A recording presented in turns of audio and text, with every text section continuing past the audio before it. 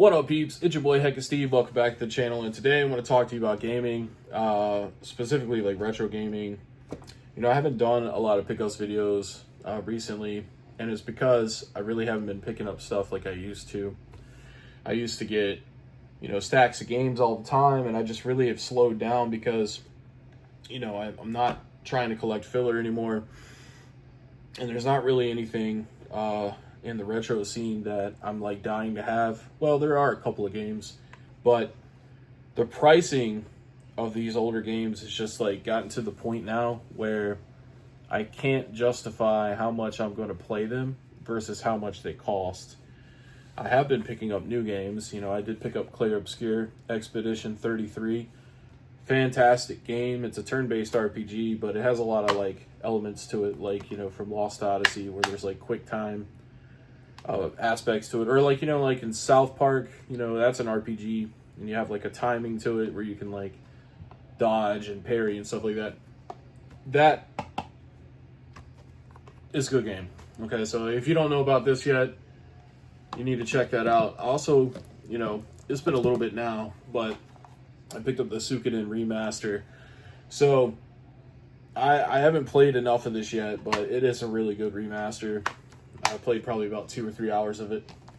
But yeah, when it comes to retro gaming, man, I'm not going to buy any more retro gaming.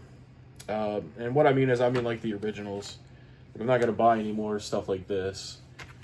You know what I mean? I'm not going to get rid of any of the stuff that I have. At least I haven't made that decision yet. I really don't want to, because I've done that so many times through my life. Accrued a collection and then dumped it. But I don't really need to do that. You know what I'm saying? Like, I make enough money now to where I can keep things. I don't need this to get something else.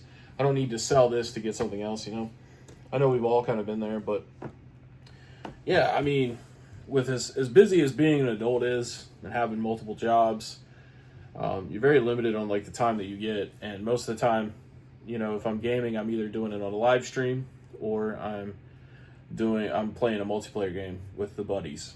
So that's pretty much all the game time that I get. So I don't really have time to set aside to play Crisis Core for the PSP.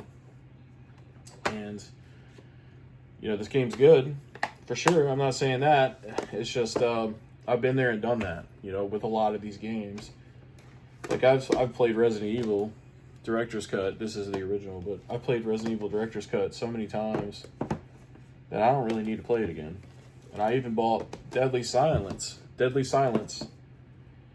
the DS, which is basically just a port of Resident Evil Director's Cut, and I haven't even popped it in the system to play it. It's just been chilling on the shelf, and I don't want to shelf collect, man. I like what I have. I feel like 100% satisfied with the amount of games that I have. Especially when I went through and, thinned out some of the fluff. So this is all stuff that like I really like, like Rise, Son of Rome, next to Skate 3. Then you got Soul Calibur 6, which I actually need to play Soul Calibur 6, but these aren't really retro games. Those are just Xbox One games. Just convenient to grab and show. But yeah, and another thing has to do with, the retro market is more popular now. There's also a lot more resellers, and that's pretty much just made the demand much larger while also making the profits much larger for these people. And I just don't want to support it anymore. Not that I have anything bad against the resellers that I do buy from, because I do like buying from Mike and Mitch and a few others that I can't think of off the top of my head right now. But I don't also want to say never, like I may still buy some. I want to get a copy of Twin Snakes for the GameCube. I'd like to get the Mega Man Star Force games for the DS, but those are pretty much the only two games. Well, I guess Star Force is a series, but that's it. That's like the only stuff that's like on the hit list right now. And until they stumble across me, I'm not going to seek them out. You know what I mean? Because I'm not in a rush to get them. Eventually, I'll get them. But I'm also hoping that, like, after Metal Gear Solid 3 Remake comes out, they're just going to remake the first one, which they should, because chronologically, I believe that would be the next one. But another reason that I stopped buying retro gaming so much is because I've been collecting vinyl again, and I'm very passionate about music. I love music. I have a sizable vinyl collection already just from a few months. I got about 140 records, and some of them weren't cheap. But I love it. I love putting a record on. There's just something personal and intimate about listening to a record versus popping on Tidal or Spotify on your phone. But I still use Tidal too when I'm in the car sometimes, but I also listen to CDs in the car. So I'm getting music in all kinds of formats. I just prefer the vinyl because, it's bigger, it's more appealing, it's eye-catching, like it's on display in this room here. Matter of fact, I could show you. Yeah, I'll show you guys. There's a portable air conditioner right there because it'd be getting toasty in here. But yeah, as you can see, I mean, there's a variety of music there. Yeah, there's Backstreet Boys over there. I also got Slipknot. I listen to all kinds of stuff, man. Good tunes is good tunes. I'm not one of those people that stays within the genre. But, in a way, I am kind of sad a little bit about saying to hell with retro game collecting. But like I said, I mean, I just want it because I had it before, like as a kid. And this isn't sealed, it's just in a plastic protector. But yeah, I mean, like, am I really going to go back and play Forza, the original, for the Xbox? Probably not. It's cool to have, though, and honestly, the best part about retro gaming is just physically having it, looking at it, scrolling through the little booklet and stuff. For me, at least. Playing the games and stuff, I already done that. So, I mean, I don't really get too nostalgic for that. But also, if I did want to play that, I mean, I do have the OG Xbox. I could play it over there. But more than likely, I would just emulate it. Play it in a higher resolution, better frame rate. For convenience sake, too. Instead of dragging the retro card over here and powering that stuff on, getting the controller off the wall, I could just do it on the computer. The computer's already set up, ready to go. I'm already sitting at the desk most of the time. So yeah, it's also convenient. And I also don't want you guys to feel deterred from collecting yourself. If you want to keep collecting retro games, by all means, do it, man. It's just, with the Switch 2 coming out and all that, and games also being $80 now, brand new, most of the budget for gaming is going to go to new experiences and new games. And I know a lot of people aren't happy with the price of the Switch 2, and they're not happy with the price of the games for the Switch 2.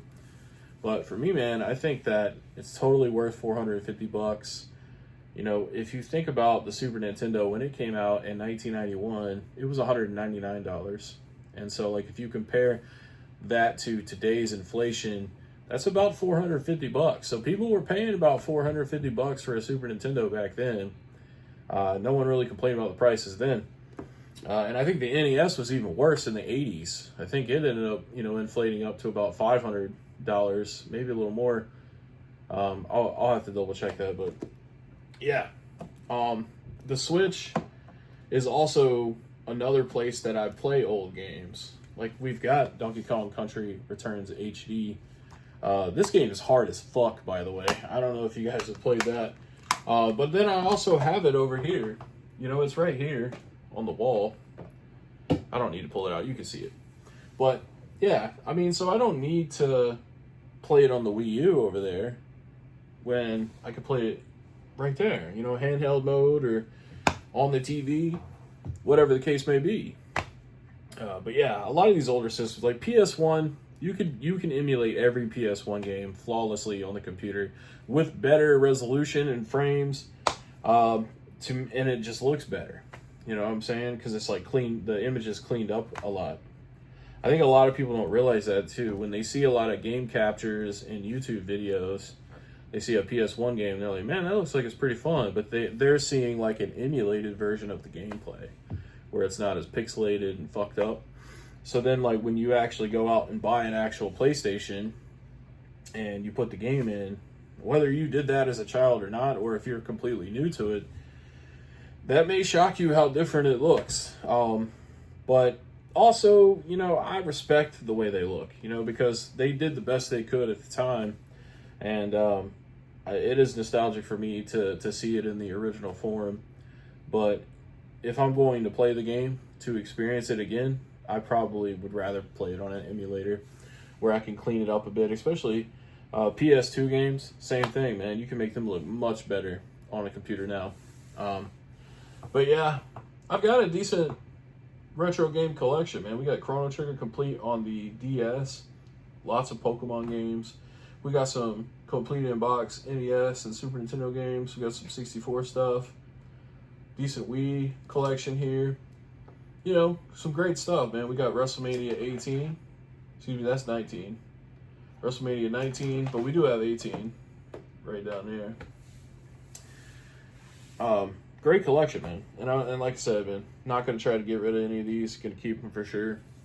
But I think this is the maximum amount of retro games that I'm going to allow myself to have, because we're going to continue to grow the Switch 2 collection, because I did say before that I was only going to do digital for Switch 2, but then I went and pre-ordered Donkey Kong Bonanza physical. So we are going to be collecting physical Switch 2 games, regardless if it's a virtual game card or not. I don't care about that, man.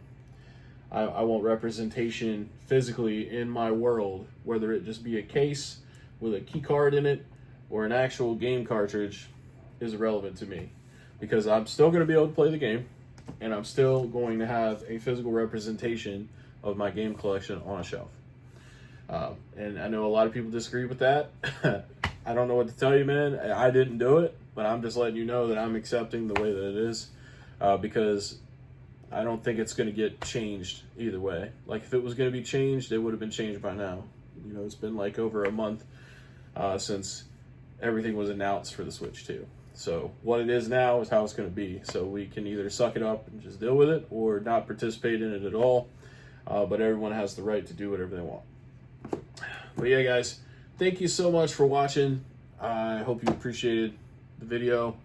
I know it's kind of a letdown that I'm going to stop buying retro games so much, but I just don't have the time for it, and I don't have the space for it.